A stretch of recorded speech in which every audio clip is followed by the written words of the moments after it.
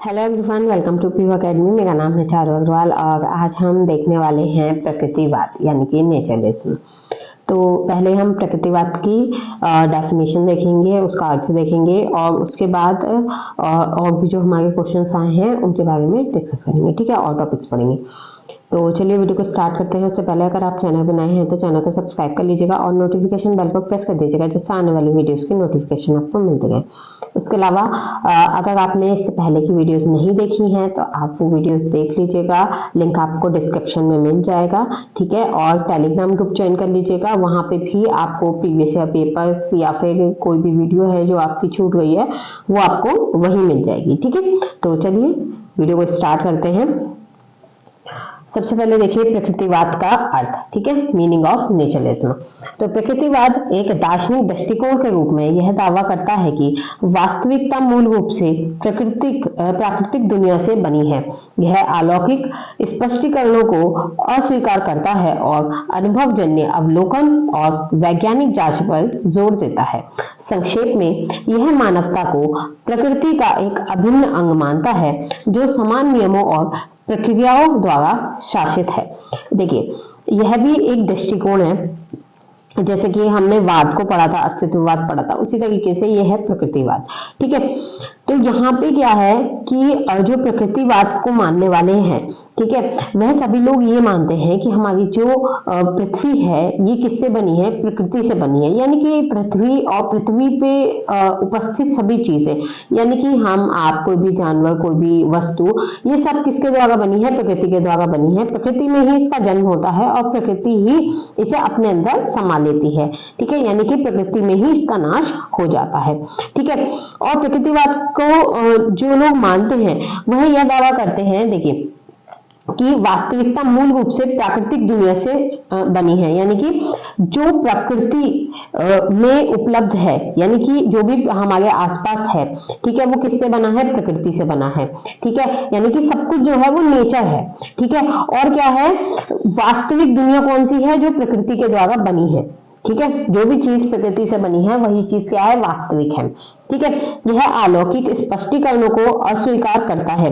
यानी कि अलौकिक किसी चीज को नहीं मानता, कहने का मतलब है ईश्वर वगैरह ये किसी को नहीं मानता, ये सीधी सीधी चीज जो है वो प्रकृति को मानता है। यानी इसके लिए सब कुछ जो है नेचर है। ठीक है, अनुभवजन्य अवलोकन और वैज्ञानिक जांच पर ये जोर देता है।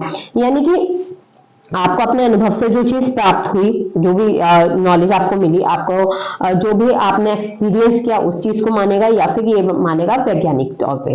ठीक है, यानी कि जो भी साइंटिफिक प्रूफ होगा उसे मानेगा। ठीक है, संक्षेप में यह मानवता को प्रकृति का एक अभिन्न अंग मानता है। यानी कि मानव जो है, मनुष्य जो है, उन्हें भी किसका अंग माना गया है, प्रकृति का अंग माना गया है। ठीक है, जो समान नियमों और प्रक्रियाओं द्वारा शासित है। यानी कि जो समान नियमों और प्रक्रियाओं से शासित होते हैं या चलते हैं। ठीक है, आगे देखिए,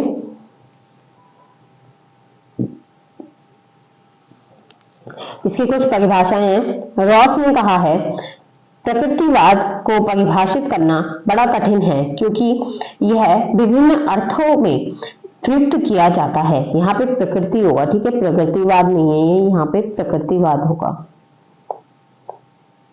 थोड़ा मिसप्रिंट हो गया यहाँ पे। ठीक है, लिख लीजिएगा आप। प्रकृतिवाद को परिभाषित करना बड़ा कठिन है क्योंकि यह विभिन्न अर्थों में प्रयुक्त किया जाता है। ठीक है, इंग्लिश में भी यहाँ पर सही कर लीजिएगा, नेचरलिज्म। ठीक है, नेचरलिज्म लिख लीजिएगा, यहाँ पे लिख देते।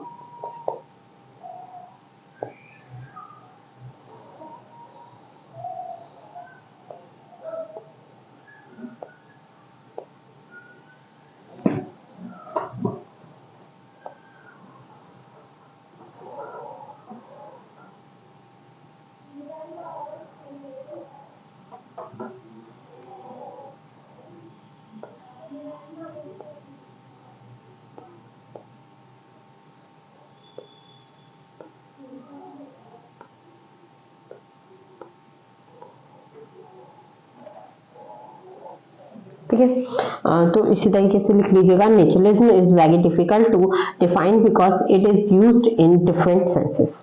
ठीक है, आगे देखिए, व्हाट के अकॉर्डिंग प्रकृतिवाद वह सिद्धांत है जो प्रकृति को ईश्वर से पृथक करता है, पृथक यानी कि अलग करता है, आत्मा को पदार्थ के अधीन करता है और अपरिवर्तन नियमों को सर्वोच्च मानता है।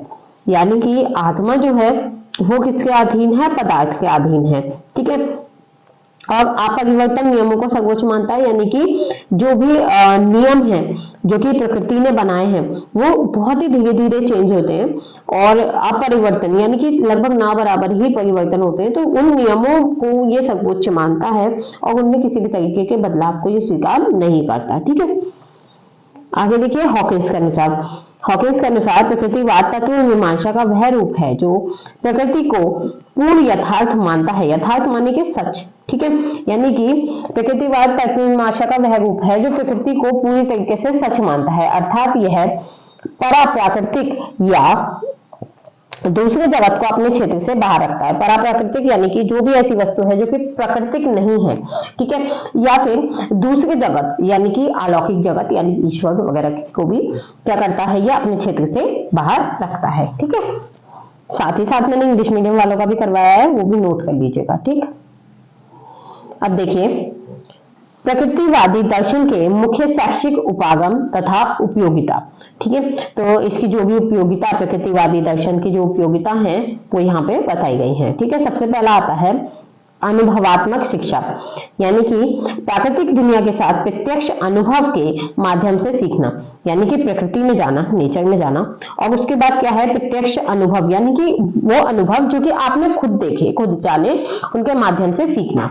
इसमें बाहरी शिक्षा, व्यवहारिक गतिविधियां और क्षेत्र भ्रमण शामिल हो सकते हैं। जैसे कि आप शहर के रहने वाले, ठीक है, आप किसी गांव में जाइए, किसी पहाड़ी इलाके में जाइए और वहां रहिए कुछ दिन और वहां की जो एक्टिविटीज हैं उन्हें देखिए और वहां पे कुछ दिन गुजारिए, कुछ अनुभव लीजिए कि वहां के जीवन को कैसे जिया जा सकता है। तो इससे क्या होगा, आप कुछ चीजें सीखेंगे भी, ठीक है। बहुत से काम होंगे जो आप वहां के आसपास के लोगों से सीखेंगे, बहुत सी संस्कृति होगी उनकी जो आप सीखेंगे, जानेंगे, उनका खान पान, उनका रहन सहन, बहुत सारी चीजें होंगी जो कि आप जानेंगे, ठीक है। तो इस सब का क्या होगा, आपको प्रत्यक्ष अनुभव होगा जिसके माध्यम से आप ये चीजों को सीख पाएंगे, ठीक है। इसमें क्या हो गई, बाहरी शिक्षा, बाहर के शिक्षित होना, व्यवहारिक गतिविधियां यानी कि ऐसी गतिविधियां जो कि व्यवहार में लाई जाएंगी, और क्षेत्र भ्रमण शामिल हो सकते हैं। क्षेत्र भ्रमण यानी कहीं भी घूमने जाना, ठीक है। बाल केंद्रित पाठ्यक्रम, पाठ्यक्रम कठोर संरचनाओं को लागू करने के बजाय बच्चे के हितों, विकासात्मक स्तर और प्राकृतिक झुकाव के अनुकूल होना चाहिए। यानी कि जो पाठ्यक्रम होना चाहिए वो बहुत ज्यादा कठोर नहीं होना चाहिए, बल्कि ऐसा होना चाहिए जिसमें बच्चों का हित भी हो, उनका विकास स्तर भी बढ़े, साथ ही प्रकृति की ओर झुकाव भी हो, ठीक है। फिर आ गया समग्र विकास, शिक्षा पूरे बच्चे पर ध्यान केंद्रित करती है, मतलब पूरे बच्चे पर नहीं, यहाँ पे पूरी तरह से बच्चे पर ध्यान केंद्रित करती है। बौद्धिक, भावनात्मक, सामाजिक और शारीरिक विकास, यानी कि शिक्षा के द्वारा जब हम प्रकृतिवादी दर्शन के अंतर्गत शिक्षा देते हैं तो उसमें हम बच्चे का क्या देखते हैं कि उसका भौतिक विकास हो रहा है, नहीं हो रहा, भावात्मक विकास हो रहा है, नहीं हो रहा, सामाजिक विकास हो रहा है, नहीं हो रहा है, शारीरिक विकास हो रहा है या नहीं हो रहा है। मतलब एक तरीके से हम पूरे तौर पे उसके ऊपर ध्यान देते हैं कि उसकी बुद्धि का, उसकी भावना का, उसके समाज का और उसके शरीर का विकास पूरी तरीके से हो रहा है या नहीं हो रहा है, ठीक है। फिर आता है स्वतंत्रता और स्वगतिविधि, बच्चों को अपनी गति से अन्वेषण करने, खोज करने और सीखने की स्वतंत्रता दी जाती है जो स्वनिर्देशित शिक्षा पर जोर देती है। अब देखिए यहाँ पे जो नेचरलिज्म है यानी कि जो प्रकृतिवाद है वो क्या करता है, स्वनिर्देशित शिक्षा पर जोर देता है। स्वनिर्देशित शिक्षा का अर्थ है बच्चों को निर्देश देना और उसके बाद उन्हें बता, मतलब आपने उसको थोड़ा सा बताया कि आपको यहाँ पे ये गार्डन है, ठीक है, जैसे आपने हम बताया कि ये गार्डन है, ठीक है। और आज की जो हमारी सीख होगी वो हमें यहीं से लेनी है, ठीक है। तो यहाँ पे आपने गार्डन में बच्चों को छोड़ दिया, उनसे कहा कि आप कुछ ना कुछ यहाँ से सीख के आइए या मुझे यहाँ पे से कुछ ना कुछ देखिए और मुझे यहाँ पर बताइए कि आपने क्या देखा या क्या जाना, ठीक है। तो बच्चे क्या है वहां पे अलग अलग गतिविधि करेंगे, हो सकता है कोई पेड़ों के पास जाए, कोई घास के पास जाए, कोई फूल के पास जाए, कोई छोटे मोटे कीट मकोड़े को वहां देखे, जैसे बटरफ्लाई को, भौरे को, किसी को भी वहां देखे। तो इससे बच्चे क्या करेंगे, अपनी गति से वहां अन्वेषण करेंगे, वहां खोज करेंगे और उन्हें सीखने की भी पूरी स्वतंत्रता है। वो किसी भी बारे में जान सकते हैं, किसी भी बारे में कुछ भी देख सकते हैं, सीख सकते हैं, ठीक है। तो ये क्या हो गई, स्वनिर्देशित शिक्षा। ठीक है, यानी कि जिसमें अपने आप को खुद निर्देशित करना है। ठीक है, आगे देखिए,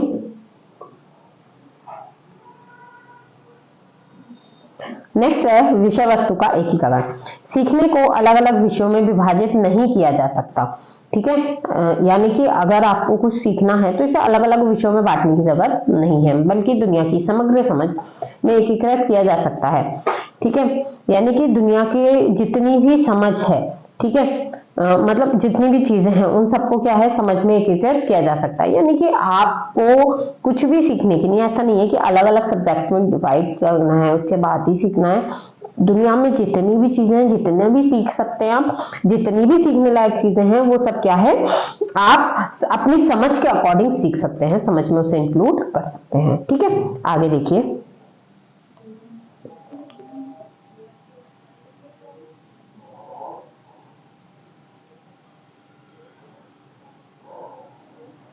फिर आती है उपयोगिता।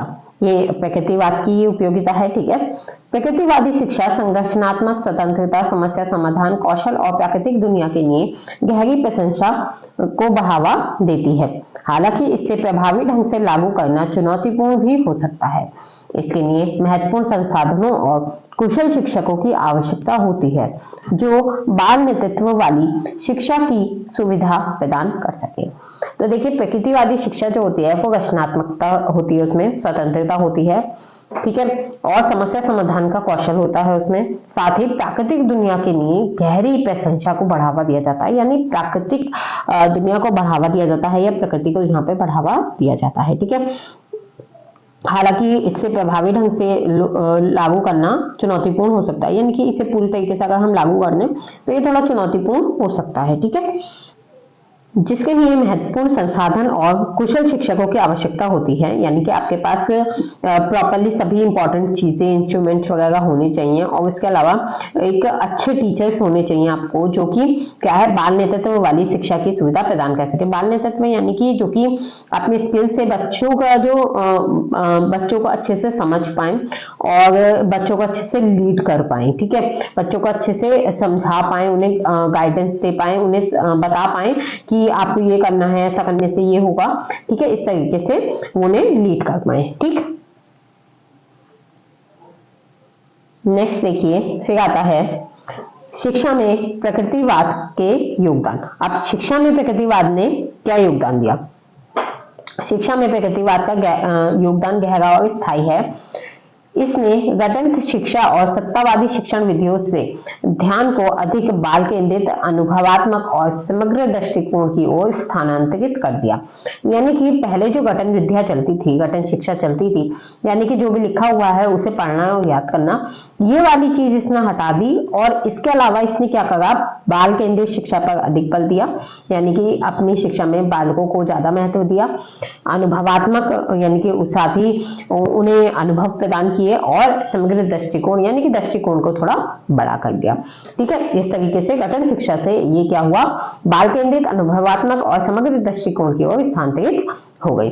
सबसे पहले देखिए अनुभव प्रयोग।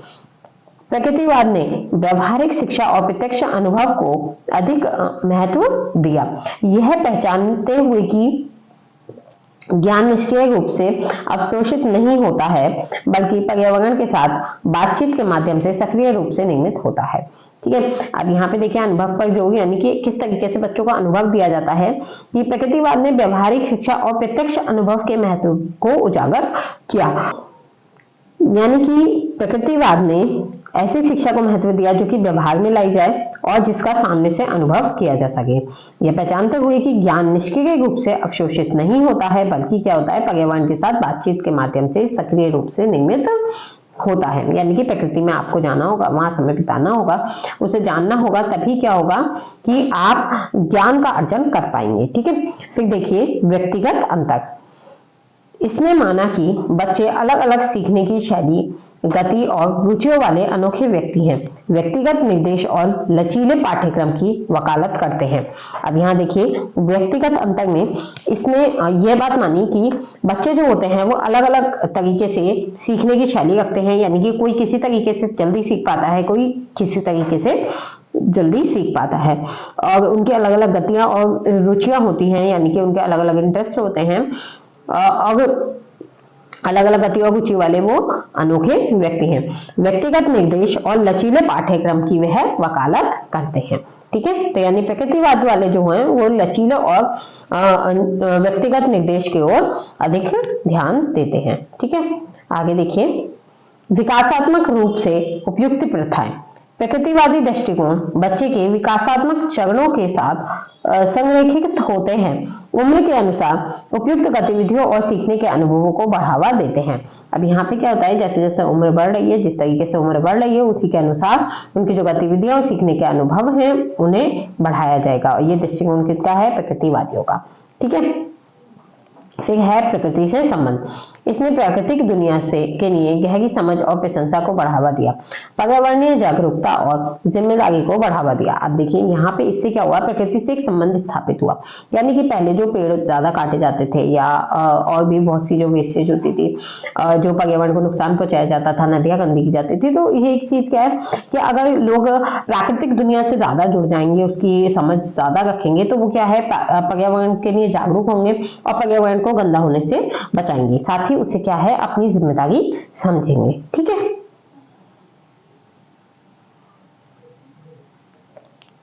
ये इंग्लिश मीडियम वालों के लिए है। ठीक है, नोट कर लीजिएगा पॉज करके। फिर देखिए रूसो के लिए, रूसो के शैक्षिक दर्शन।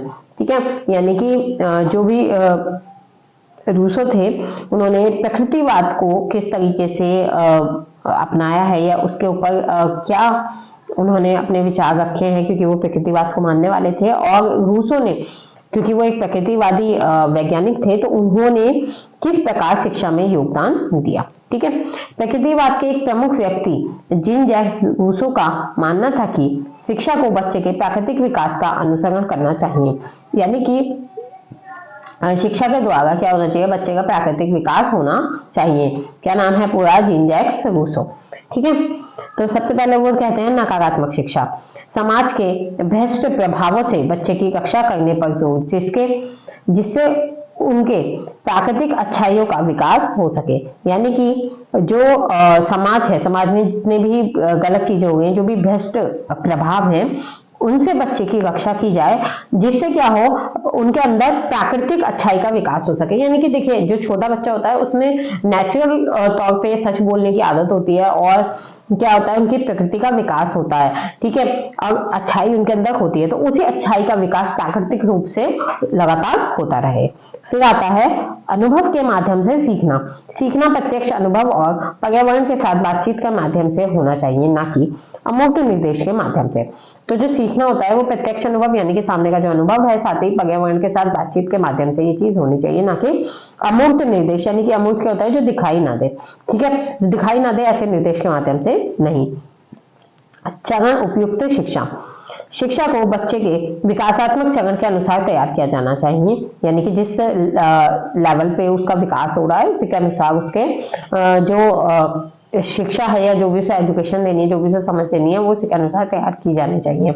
उनकी प्राकृतिक लय और क्षमताओं का सम्मान करना चाहिए, यानी कि जिस भी तरीके से वो क्षमता रखते हैं बालक, उसी तरीके से हमें उन तक शिक्षा पहुंचानी चाहिए। यानी कि अगर किसी का जो आईक्यू लेवल है वो कम है, ठीक है, तो उसे उसी के अकॉर्डिंग शिक्षा पहुंचानी चाहिए। ऐसा नहीं है कि हम आईक्यू लेवल कम है उसे हार्ड लेवल की शिक्षा देना चाहें, तो ऐसा नहीं हो पाएगा। ठीक है,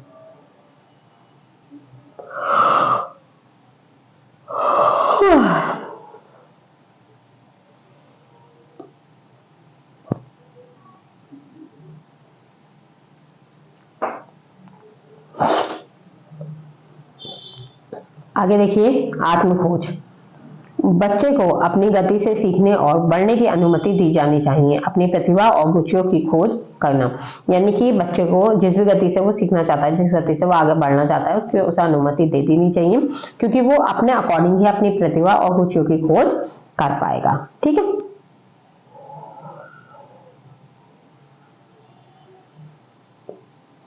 आगे देखिए वर्तमान प्रासंगिकता। बाल केंद्रित शिक्षा, अनुभवात्मक शिक्षा और व्यक्तिगत निर्देश पर रूसो का जोर आज भी अत्यधिक प्रासंगिक है। यानी कि अगर हम बाल केंद्रित शिक्षा देखें, अनुभवात्मक यानी कि अनुभव द्वारा सीखी जाने वाली शिक्षा या फिर व्यक्तिगत निर्देश पर आधारित जो शिक्षा होती है उस पर हमें रूसो का जोर देखने के लिए मिल जाएगा। ठीक है, समाज पर सामाजिक प्रभावों की उनकी आलोचना का प्रतिध्वनि जारी है। उनकी किनकी? रूसो की। ठीक है, तो शिक्षा के जो समाजी प्रभाव हैं उन पे हमें रूसो की आलोचना आज भी मिल जाएगी। खासकर मानकीकृत प्रशिक्षण के दबाव यानी कि मानव द्वारा जो परीक्षण किए जाते हैं उन पे, और रचनात्मक और आलोचनात्मक सोच को बढ़ावा देने के महत्व पर जो चर्चा कर गया, मतलब उनके महत्व की जो चर्चा है वो हमें देखने के लिए मिल जाएगी। यानी कि रचनात्मकता और आलोचनात्मक सोच को बढ़ावा देने वाले जो महत्व हैं उनके विषय में हमें रूसो द्वारा जो बातें लिखी गई हैं, रूसो द्वारा जो की गई चर्चा है वो देखने के लिए मिल जाएगी। ठीक है, आगे देखिए।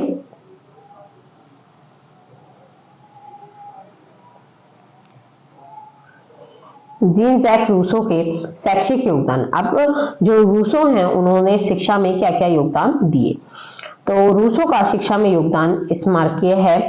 उन्होंने शिक्षा के प्रतिमान को शिक्षक केंद्रित रखने वाली शिक्षा से बाल केंद्रित अनुभव आधारित मॉडल में मौलिक रूप में बदल दिया।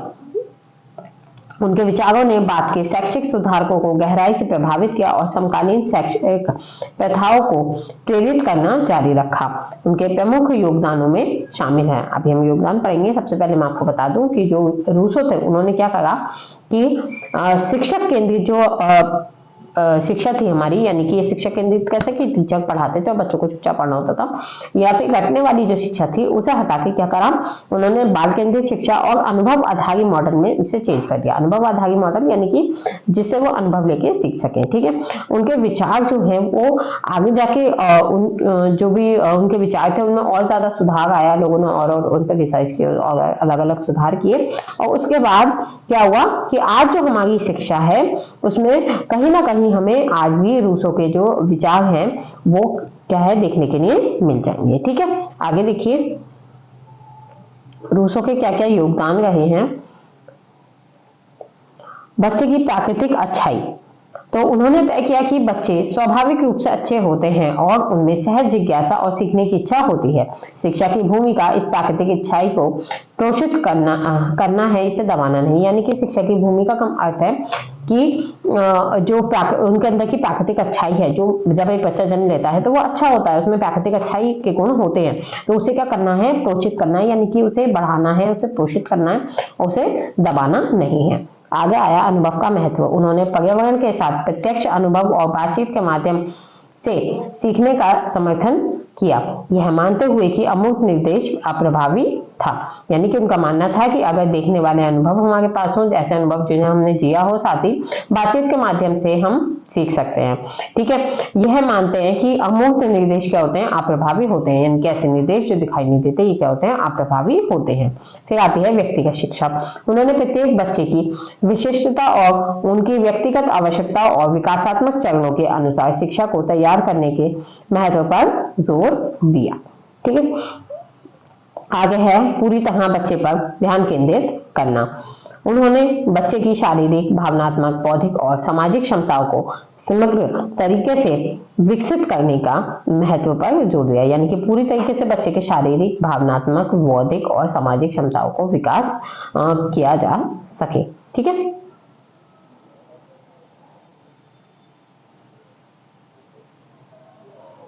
फिर देखिए रूसो के विचारों